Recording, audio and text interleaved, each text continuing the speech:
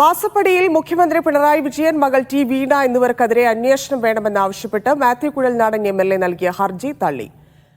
വിവരങ്ങളുമായി ഹരിമോഹൻ ചേരുന്നുണ്ട്. ഹരി, ഏതൊക്കെ ആവശ്യങ്ങളാണ് ഹർജിയിലെ ആവശ്യങ്ങൾ, എന്തായിരുന്നു, എന്തൊക്കെയാണ് തള്ളിയിരിക്കുന്നത്? വിവരങ്ങൾ.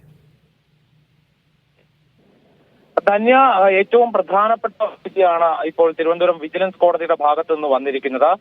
മുഖ്യമന്ത്രി, മകൾ ടി വീണ എന്നിവർക്കെതിരെ വിവാദത്തിൽ കേസെടുക്കണം, അന്വേഷണം വേണം എന്നാവശ്യപ്പെട്ടുകൊണ്ടുള്ള മാത്യു കുഴൽനാടൻ എംഎൽഎയുടെ ഹർജി കോടതി ഇപ്പോൾ തള്ളിയിരിക്കുകയാണ്. ഇതിന് പ്രധാനമായിട്ടും ചൂണ്ടിക്കാണിക്കുന്ന കാരണം എന്ന് പറയുന്നത് ഈ ആരോപണങ്ങൾ ഉന്നയിച്ചതിനൊന്നും തന്നെ കൃത്യമായ തെളിവുകളില്ല എന്നുള്ള നിരീക്ഷണം കോടതി നടത്തിയിരിക്കുന്നു എന്നുള്ളതാണ്. അതായത് മാത്യു കുഴൽനാടൻ കഴിഞ്ഞ ദിവസം ചില തെളിവുകൾ സമർപ്പിച്ചിരുന്നു. പക്ഷേ ഈ തെളിവുകൾ പരിശോധിച്ച ശേഷമാണ് കോടതി ഇത്തരത്തിൽ ഹർജി തള്ളാൻ വേണ്ടി തീരുമാനമെടുത്തിരിക്കുന്നത് എന്നുള്ളത് തന്നെ ആ തെളിവുകൾ അപര്യാപ്തമാണ് എന്ന് ചൂണ്ടിക്കാണിക്കുന്നതാണ് എന്നുള്ളതാണ് ഇതിൽ ഏറ്റവും പ്രധാനപ്പെട്ടത്. നേരത്തെ തന്നെ വിജിലൻസ് അവരുടെ നിലപാട് കോടതിയിൽ വ്യക്തമാക്കിയിരുന്നു. അതായത് ഇതിൽ കേസ് എടുക്കുക എന്ന് പറയുന്നത് അല്ലെങ്കിൽ അന്വേഷണം വേണം എന്ന് പറയുന്നതിൽ യുക്തിയില്ല. കാരണം ഇത്തരത്തിലുള്ള ആരോപണങ്ങൾ ഉന്നയിക്കുന്നത് തെളിവുകൾ ഇല്ലാതെയാണ്, അടിസ്ഥാനരഹിതമായ ആരോപണങ്ങളാണ് മാത്യു കുഴൽനാടൻ മുഖ്യമന്ത്രിക്കും മകൾക്കുമെതിരെ ഉന്നയിക്കുന്നത്. ഒപ്പം തന്നെ ഇത് സാധൂകരിക്കുന്ന റവന്യൂ വകുപ്പിന്റെ ചില രേഖകൾ കൂടി വിജിലൻസ് കോടതിയിൽ ഹാജരാക്കിയിരുന്നു. അതായത് മുഖ്യമന്ത്രി വഴിവിട്ട സഹായം ശശിധരൻ കർത്തയുടെ കരിമണൽ കമ്പനിക്ക് ചെയ്തു നൽകിയിട്ടില്ല എന്ന് തെളിയിക്കുന്ന ചില രേഖകൾ റവന്യൂ വകുപ്പിന്റെ രേഖകളാണ് ഹാജരാക്കിയത്. ഇത് കോടതി മുഖവിലക്കെടുത്തിട്ടുണ്ട് എന്നുള്ളതാണ് ഈ ഘട്ടത്തിൽ മനസ്സിലാക്കാൻ സാധിക്കുന്നത്. നിരവധി തവണ വിധി പറയാൻ വേണ്ടി വെച്ചപ്പോഴൊക്കെ തന്നെയും ഈ മാത്യു കുഴൽനാടൻ നിലപാട് മാറ്റം കൊണ്ടും ഒപ്പം തന്നെ വിജിലൻസ് അവരുടെ രേഖകൾ സമർപ്പിക്കാനും ഒക്കെ എടുത്ത കാലതാമസമാണ് ഇത്തരത്തിൽ വിധി ഇന്നത്തേക്ക് വരാനുള്ള ഒരു കാരണം. പലതവണയായി ഇത് മാറ്റിവെക്കുകയായിരുന്നു. കഴിഞ്ഞ തവണ ഈ കേസ് പരിഗണിക്കുന്ന സമയത്ത്, വിധി പറയാൻ വേണ്ടിയിരിക്കുന്ന സമയത്താണ് മാത്യു കുഴൽനാടൻ 5 പ്രധാനപ്പെട്ട രേഖകൾ എന്ന് അവകാശപ്പെട്ടുകൊണ്ട് ചില കാര്യങ്ങൾ സമർപ്പിച്ചത്. അതായത് അതിലൊന്ന് എന്ന് പറയുന്നത് കേന്ദ്ര സർക്കാർ സ്വകാര്യ മൈനിങ് പാട്ടക്കരാർ റദ്ദാക്കണമെന്ന് നിർദ്ദേശിച്ച ഉത്തരവാണ്. KREML നൽകിയ പാട്ടക്കരാർ റദ്ദാക്കണമെന്ന മൈനിങ് ആൻഡ് ജിയോളജി ഡയറക്ടറുടെ ഉത്തരവാണ്. മറ്റൊന്ന് സ്വകാര്യ കമ്പനികൾക്ക് നൽകിയ പാട്ടക്കരാറുകൾ വ്യവസായ വകുപ്പ് പ്രിൻസിപ്പൽ സെക്രട്ടറിക്ക് മൈനിങ് ജിയോളജി ഡയറക്ടർ നൽകിയ കത്ത്, മറ്റ് KREML മുഖ്യമന്ത്രിക്ക് അപേക്ഷ തുടങ്ങിയ കാര്യങ്ങളൊക്കെ തന്നെ മാത്യു കുഴൽനാടൻ സമർപ്പിച്ചിരുന്നു. പക്ഷേ മുഖ്യമന്ത്രിക്കെതിരെയും മകൾക്കെതിരെയും പറയുന്ന ആരോപണങ്ങൾ നിലനിൽക്കുന്നതല്ല എന്നുള്ളതാണ് ഈ തെളിവുകളുടെ അടിസ്ഥാനത്തിൽ പോലും കോടതിയുടെ കണ്ടെത്തൽ എന്നുള്ളതാണ് ഈ വിധിയിൽ. അതായത് കഴിഞ്ഞ തവണ കേസ് പരിഗണിച്ചപ്പോൾ പോലും കോടതി ആവശ്യപ്പെട്ട തെളിവുകളൊന്നും മാത്യു കുഴൽനാടന് ഹാജരാക്കാൻ സാധിച്ചിരുന്നില്ല. ഇപ്പോഴും ഇതേ കാരണം കൊണ്ട് തള്ളിപ്പോയി എന്നാണ് മനസ്സിലാക്കേണ്ടത്. മാത്യു കുഴൽനാടൻ കൂടുതലായിട്ടുള്ള വിവരങ്ങളൊന്നും മുഖ്യമന്ത്രിക്കെതിരെയോ മുഖ്യമന്ത്രിയുടെ മകൾ ടി വീണയ്ക്കെതിരെയോ ഹാജരാക്കാൻ സാധിച്ചില്ല എന്നാണ്.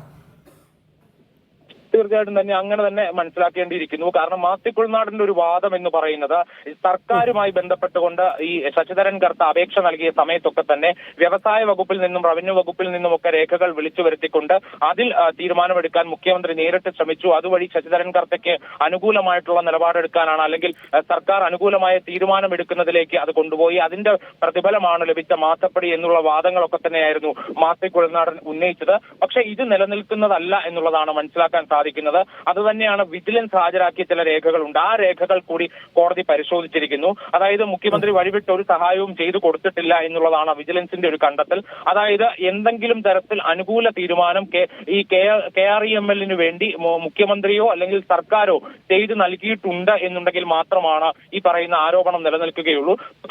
ഈ കരിമണൽ കമ്പനിക്ക് വേണ്ടി ശശിധരൻ കർത്ത നൽകിയ അപേക്ഷ സർക്കാർ നിരസിച്ചിട്ടുണ്ട്. അപേക്ഷയിന്മേൽ അനുകൂലമായ ഒരു തീരുമാനങ്ങളും എടുത്തിട്ടില്ല എന്നുള്ളതാണ് വിജിലൻസിന്റെ ഒരു പ്രധാനപ്പെട്ട കണ്ടെത്തൽ. ആ കണ്ടെത്തൽ കോടതി മുഖവിലക്ക് എടുത്തിട്ടുണ്ട്. അതിന്റെ പശ്ചാത്തലത്തിൽ തന്നെയാണ് മാത്യു കുഴൽനാടൻ നൽകിയ രേഖകൾ ഒന്നും തന്നെ കാര്യമുള്ളതല്ല, അത് തെളിവുകളായി അംഗീകരിക്കാൻ കഴിയില്ല എന്നുള്ളൊരു നിരീക്ഷണത്തിലേക്ക് കോടതി എത്തിയിരിക്കുന്നത്. അതായത് മാത്യുവിന്റെ ഒരു വാദം എന്ന് പറയുന്നത് ഈ സ്വകാര്യ കമ്പനികൾക്ക് നൽകിയ പാട്ടക്കരാറുകൾ റദ്ദാക്കാൻ വ്യവസായ വകുപ്പ് പ്രിൻസിപ്പൽ സെക്രട്ടറിക്ക് മൈനിങ് ജിയോളജി ഡയറക്ടർ നൽകിയ കത്താണ് തന്റെ ഏറ്റവും പ്രധാനപ്പെട്ട തെളിവെന്നുള്ളതാണ് മാത്യു കുഴൽനാടൻ കഴിഞ്ഞ ദിവസം വാർത്താ സമ്മേളനം നടത്തി പോലും അവകാശപ്പെട്ടിരുന്നത്. പക്ഷേ അങ്ങനെ ഒരു കത്ത് എന്തെങ്കിലും തരത്തിലുള്ള അനുകൂല തീരുമാനം എടുക്കുന്നതിലേക്ക് സർക്കാരിനെ നയിച്ചിട്ടില്ല എന്നുള്ളതാണ് വിജിലൻസ് കണ്ടെത്തിയത്.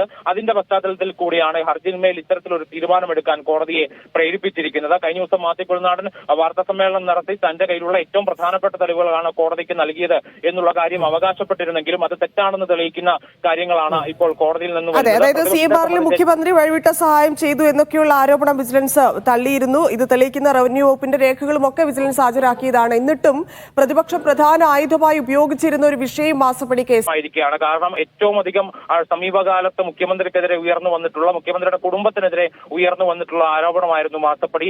അതിൽ വിജിലൻസ് കോടതിയെ പോലൊരു പ്രധാനപ്പെട്ട കോടതി ഇത്തരത്തിൽ മാത്യു കുഴൽനാടന്റെ ദിവസങ്ങൾ നീണ്ട വാദങ്ങൾക്കും ഹർജിയിലെ നിലപാട് മാറ്റങ്ങൾക്കും ഒക്കെ ഒടുവിൽ ഇത്തരത്തിലൊരു തീരുമാനമെടുക്കുമ്പോൾ രാഷ്ട്രീയമായി അതിനെ പ്രതിരോധിക്കുക എന്ന് പറയുന്നത് പ്രതിപക്ഷത്തെ സംബന്ധിച്ച് വളരെ പ്രധാനപ്പെട്ട ഒരു വെല്ലുവിളിയാകും. ഇനിയിപ്പോൾ മേൽക്കോടതികളിലേക്ക് ഇതുമായി പോകാനാണ് മാത്യു കുഴൽനാടനെ സംബന്ധിച്ച് ഇനി അതിനുള്ള സാധ്യത. അതായത് ഇനിയിപ്പോൾ ഹൈക്കോടതിയിൽ ഇതുമായി ബന്ധപ്പെട്ട ഹർജി നൽകുമോ എന്നുള്ളതാണ് നോക്കിക്കാണേണ്ടത്. കാരണം ഇപ്പോൾ കീഴ്ക്കോടതിയാണ്, വിജിലൻസ് കോടതിയിലാണ് ഇത്തരത്തിൽ ഹർജി നൽകിയിരിക്കുന്നത്. അങ്ങനെ ഒരു സാധ്യത ഇനി ഇതിലുണ്ടോ ഹരി? പ്രതിപക്ഷത്തെ സംബന്ധിച്ച് അവർ ചൂണ്ടിക്കാണിക്കുന്ന തെളിവുകൾ ഇപ്പോഴും ഉയർത്തിപ്പിടിച്ചുകൊണ്ട് തന്നെയാണ് അവർ നിൽക്കുന്നത്. ഈ പറയുന്ന രേഖകളൊക്കെ തന്നെ തങ്ങൾ ഉന്നയിച്ച ആരോപണങ്ങൾക്ക് നിരക്കുന്നതാണ്, അല്ലെങ്കിൽ ആരോപണങ്ങൾക്ക് അടിസ്ഥാനമുള്ളതാണ് എന്നുള്ളതാണ് അവരുടെ ഒരു വാദം. അപ്പോൾ സ്വാഭാവികമായിട്ടും മാസപ്പടിയിൽ നിന്ന് ഇനി പിന്മാറിക്കഴിഞ്ഞാൽ സർക്കാരിനെ സംബന്ധിച്ച് അല്ലെങ്കിൽ CPM-നെ സംബന്ധിച്ച് അതൊരു വലിയ രാഷ്ട്രീയ ആയുധമാകും. പരമാവധി നിയമ പോരാട്ടവുമായി ഇതിനെ മുന്നോട്ട് കൊണ്ടുപോകുക എന്നുള്ളത് തന്നെയായിരിക്കാം പ്രതിപക്ഷം ഉദ്ദേശിക്കുന്നത്. പക്ഷെ നിലവിൽ എന്തായാലും CPM-നെ സംബന്ധിച്ച് ലഭിച്ചൊരു വടിയാണ്. അത് പ്രതിപക്ഷത്തിന് വളരെ വലിയൊരു തിരിച്ചടിയാകും എന്നുള്ള കാര്യത്തിൽ സംശയമില്ല.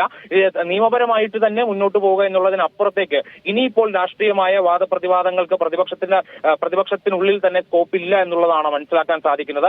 ആകെയുള്ള ഒരു ഓപ്ഷൻ ഹൈക്കോടതി മാത്രമാണ്. അല്ലെങ്കിൽ മാസപ്പടി വിവാദം പതുക്കെ തണുത്തുറഞ്ഞു പോകാനുള്ള എല്ലാ സാധ്യതകളും ഇനിയിപ്പോൾ കാണുന്നുണ്ട്. പക്ഷെ മാത്യു കുഴൽനാടൻ ഇനിയിപ്പോൾ ഇക്കാര്യത്തിൽ എന്ത് നിലപാട് ആണ് പറയുക എന്നുള്ളതാണ്. കാരണം എല്ലാ തവണയും കോടതിയിൽ ഇത്തരത്തിൽ തെളിവുകൾ സമർപ്പിക്കുമ്പോഴോ അല്ലെങ്കിൽ നിരന്തരം വാർത്താ സമ്മേളനങ്ങൾ നടത്തി മാസപ്പടി വിവാദത്തിൽ മുഖ്യമന്ത്രിയെ കടന്നാക്രമിക്കുന്ന ഒരു വ്യക്തിയാണ് മാത്യു കുഴൽനാടൻ. അപ്പൊ അദ്ദേഹം തന്നെ ആ നിലപാട് എന്താണ് എന്നുള്ളത് വ്യക്തമാക്കിക്കൊണ്ട് തന്നെ രംഗത്ത് വരും എന്നുള്ളതാണ് നമുക്ക് അറിയാൻ കഴിയുന്നത്.